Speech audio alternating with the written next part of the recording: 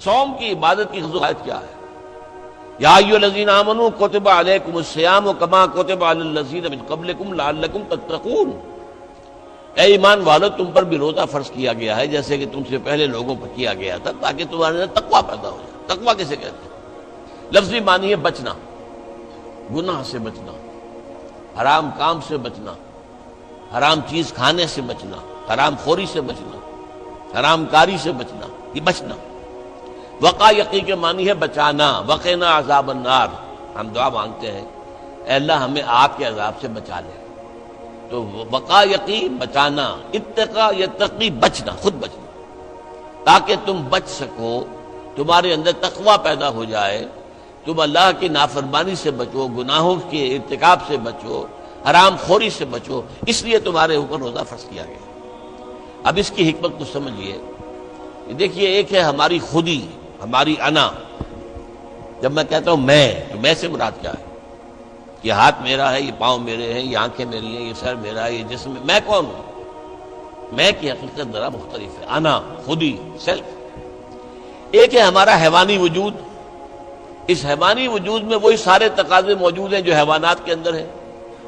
ہر حیوان کھانا جو ہے اسے چاہیے، اور انسان کو بھی چاہیے۔ ہر حیوان میں نسل کشی کے لیے شہوت کا مادہ ہے، ہمارے اندر بھی ہے۔ ہر حیوان کو کوئی نہ کوئی گھونسلہ ہو، کوئی بھٹ ہو، کوئی جگہ چاہیے رہنے کے لیے، آرام کرنے کے لیے، ہمیں بھی چاہیے۔ تو حیوانی تقاضے جو ہمارے وجود کے اندر موجود ہیں، ان کے لیے کہا ہے، فرائڈ نے لفظ استعمال کیا ایڈیا لبیڈو۔ یہ ایڈیا لبیڈو بہت منہ زور ہے۔ بھوک لگتی ہے تو انسان کہتا ہے کچھ بھی ملے کھانے کو، حلال ملے حرام ملے کھاؤ۔ شہوت کا جذبہ جب جاگ اٹھتا ہے، برانگیختہ ہو جاتا ہے، تو پھر وہ تو چاہتا ہے تسکین ہونی چاہیے میری شہوت کی، جائز ناجائز، حلال حرام، صحیح غلط سب چھوڑو اس کو۔ اس کے لیے کنٹرول پیدا کرنا، ضبط نفس، کہ آپ اپنے نفس پر کنٹرول کر سکیں، نفس آپ پر حاوی نہ ہو جائے، تو جو اس کا حکم دے، جو بھی وہ حکم دے آپ اس کی پیروی کریں، نہیں، نفس کو اپنے قابو میں رکھیں، اپنی مرضی کے مطابق اسے چلائیں۔ اس کی مثال ایسے ہی ہے کہ جیسے ایک گھوڑا ہے اور ایک سوار ہے اس پر۔ اب اگر گھوڑا منہ زور ہے، طاقتور ہے، اور سوار بیچارہ کمزور ہے تو کیا ہوگا؟ گھوڑا کہیں پٹک دے گا اس کو، کہیں کسی کھائی میں پھینکے گا یا کچھ اور کرے گا۔ لیکن اگر سوار بھی طاقتور ہے اور اس نے گھوڑے کو دبایا ہوا اپنے دونوں رانوں کے درمیان، گھوڑا محسوس کر رہا ہے کہ میرے اوپر جو بیٹھا ہے وہ جاندار ہے، تو پھر ظاہر بات ہے کہ اب یہ گھوڑا سوار کی مرضی کے مطابق چلے گا، ذرا سا اشارہ ہوگا ادھر مڑ جائے گا۔ اسی طرح ہمارا یہ نفس ہے، یہ حیوانی وجود جو ہے، یہ گھوڑے کے مانند ہے، اور ہماری انا یا ہماری خودی یا ہماری سیلف یہ اس پر سوار ہے۔ اگر سیلف کمزور ہے، گھوڑا طاقتور ہے، تو انسان کی ہلاکت، بربادی ہے، تباہی ہے۔ نفس حاکم ہو گیا، نفس سے ہمارا کہ ہم غلام بن گئے، تباہی اور بربادی ہوگی۔ ہاں اگر آپ کی انا مضبوط ہے، آپ کی خودی طاقت پر ہے، آپ کی سیلف جو ہے اس کے اندر طاقت ہے، تو یہ حیوانی وجود اب آپ کے کام آئے گا۔ گھوڑا جیسے آپ کو آپ کی مرضی کے مطابق لے کر جائے گا، منزل تک پہنچائے گا، ایسے اس حیوانی وجود کو استعمال کر کے آپ نیکیاں کمائیں گے، خیرات حسنات، اللہ کو راضی کرنے کے لیے کام کریں گے۔ اس ہاتھ کو اسی کام کے لیے استعمال کریں گے، ان ٹانگوں کو اسی کام کے لیے استعمال کریں گے، اس زبان کو اسی کام کے لیے استعمال کریں گے۔ تو یہ ہے اگر آپ کا کنٹرول نفس پر ہے، اس کا نام ہے ضبط نفس۔ اور یہاں میں تھوڑا سا اشارہ کر دوں کہ ایک اور نفس بھی آتا ہے، نفس کشی، نفس کو مار دینا۔ انگریزی میں اس کے لیے لفظ ہے سیلف اینیہیلیشن۔ ایک ضبط نفس ہے، سیلف کنٹرول، ایک نفس کشی ہے، سیلف اینیہیلیشن۔ یہ سیلف اینیہیلیشن اسلام میں پسندیدہ نہیں ہے۔ نفس کو کچلو مت، گھوڑے کو مارو نہیں، یہ تو کام کی شے ہے، بس گھوڑے پر قوت حاصل کرو، گھوڑے کو اپنے کنٹرول میں رکھو، ورنہ نفس کا بھی حق ہے۔ گھوڑے کو بھی دانا پانی ڈالتے ہو کہ نہیں؟ تمہارے نفس کا بھی حق ہے۔ وَإِنَّ لِنَفْسِكَ عَلَيْكَ حَقًّا وَإِنَّ لِزَوْجِكَ عَلَيْكَ حَقًّا وَإِنَّ لِزَوْرِكَ عَلَيْكَ حَقًّا۔ تم پر تمہارے اپنے نفس کا بھی حق ہے، تم پر تمہاری بیوی کا بھی حق ہے، تم پر تمہارے جو ملنے کے لیے لوگ آئیں، ملاقاتی ہوں، زیارت کرنے پائے، ان کا بھی حق ہے۔ اس نفس کا بھی حق ہے، اس نفس کا بھی حق اسے ادا کرو، لیکن حلال، حرام نہیں۔ یہ حرام اور حلال کے فرق کے لیے ضبط کی ضرورت ہے، کنٹرول کر سکتے۔ اس کنٹرول کے لیے روزے کی ایک مشقت کہہ لیں یا مشق کہہ لیں، یہ مشق ہے کہ آپ نے سال میں یہ 30 دن یا 29 دن میں شدید بھوک کے باوجود حلال چیز بھی نہیں کھائی، کھانا موجود ہے، شدید پیاس ہے۔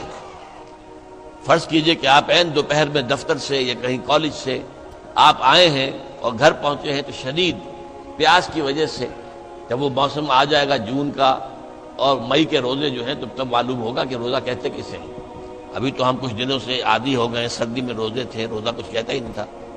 اب بھی ذرا ہے، کچھ تھوڑا سا رنگ دکھا رہا ہے، لیکن اکتوبر کا مہینہ ہے، اس میں وہ گرمی تو نہیں ہے نا۔ لیکن ہو سکتا ہے کہ اس وقت اگر روزہ ہو تو گلے کے اندر کانٹے پڑے ہوئے ہوں گے پیاس کی وجہ سے، اور گھر میں پہنچے تو معلوم ہے پانی موجود ہے، فریج موجود ہے، ٹھنڈا پانی موجود ہے، برفاب اور بھی ڈرنکس موجود ہیں، روح افزا کی بوتل رکھی ہوئی ہے، نہیں پینی۔ کیوں؟ اللہ کی اجازت نہیں۔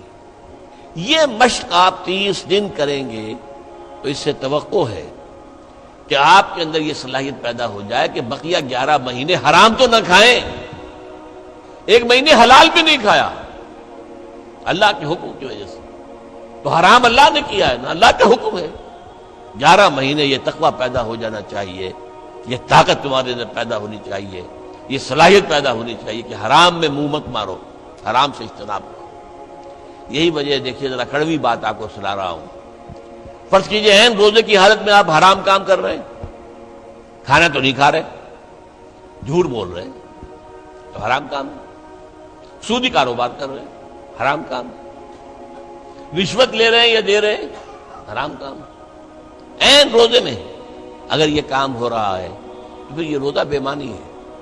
صرف کھانا پینا چھوڑ دیا تم نے، روزہ تو نہیں رکھا، یہ روزہ تو نہیں۔ حضور کی 2 حدیثیں آپ کو سنا رہا ہوں۔ من لم یدع قول الزور والعمل به، جس شخص نے جھوٹ بولنا اور جھوٹ پر عمل کرنا نہیں چھوڑا، فلیس للہ حاجۃ ان یدع طعامہ وشرابہ، تو اللہ کو کوئی ضرورت نہیں ہے کہ وہ کھانا پینا چھوڑ دے۔ جھوٹ بولنا نہیں چھوڑا عین حالت صوم میں، تو یہ صوم نہیں ہے، فاقہ ہے۔ تم نے کھانا پینا چھوڑ دیا، بس روزہ نہیں۔ نہ اس میں روزے کی حکمت پوری ہوگی، نہ روزے کی غرض و غایت پوری ہوگی، نہ روزے کی برکات، روزے کے انوار اس سے پیدا ہوں گے، بلکہ بس یہ ہے کہ آپ نے دن بھر میں فاقہ رکھا ہے، اللہ اللہ خیر صلی اللہ۔ اس طرح ایک اور حدیث میں آتا ہے، کم من صائم لیس من صیامہ الا الجوع، کتنے ہی روزہ رکھنے والے ایسے ہیں جنہیں اپنے روزے سے سوائے بھوک کے اور کچھ حاصل نہیں، بھوکا رہا، بس منہ بند کیے رکھا، باقی روزہ نہیں تھا وہ۔ جب عین روزے کی حالت میں جھوٹ بول رہا ہے یا جھوٹے عمل کے اوپر، جھوٹے کاروبار پر عمل کر رہا ہے، تو یہ روزہ نہیں ہے۔ تو روزے میں کھانا اور پینا صرف یہ ترک کرنا نہیں ہے، بلکہ یہاں تک بھی آیا ہے کہ فرض کیجئے کہ کوئی شخص آپ سے جھگڑ رہا ہے، گالن کو روز پہ اتر آیا ہے، تم یہ کہو کہ بھائی میں اس وقت کچھ نہیں کہہ سکتا، میں روزے سے ہوں، میں اس وقت تمہاری بات پر جواب نہیں دے سکتا، میں روزے سے ہوں۔ یہ بھی گویا کہ روزے کے تقاضوں میں سے ہے، جھگڑا نہ کیا جائے، فساد نہ کیا جائے، لوگوں سے لڑا نہ جائے، گالم گلوچ نہ کی جائے، یہ بھی روزے کے تقاضوں میں سے ہے۔ تو روزہ رکھا جائے پورے آداب کے ساتھ تو اس سے تقویٰ پیدا ہوتا ہے، اس میں کوئی شک نہیں۔ تو یہ ہے گویا کہ اولین سطح پر روزے کی حکمت، یا ایھا الذین آمنوا کتب علیکم الصیام کما کتب علی الذین من قبلکم لعلکم تتقون۔ اب آئیے اگلی منزل، کچھ عرصے کے بعد پھر رمضان کے روزے فرض کر دیے گئے۔ شہر رمضان الذی انزل فیہ القرآن ھدی للناس وبینات من الھدی والفرقان فمن شہد منکم الشہر فلیصم۔ رمضان کا مبارک مہینہ وہ ہے جس میں قرآن نازل ہوا، اور قرآن کیا ہے؟ لوگوں کے لیے ہدایت، اور ہدایت اور حق و باطل میں امتیاز کی بینات، روشن چیزیں، واضح چیزیں، کھلی چیزیں، بین چیزیں۔ تو جو کوئی بھی تم میں سے پائے اس مہینے کو، نہ مریض ہو نہ بیمار ہو، موجود رہے اپنے گھر میں، فلیصم، تو لازم ہے اس پر کہ روزہ رکھے۔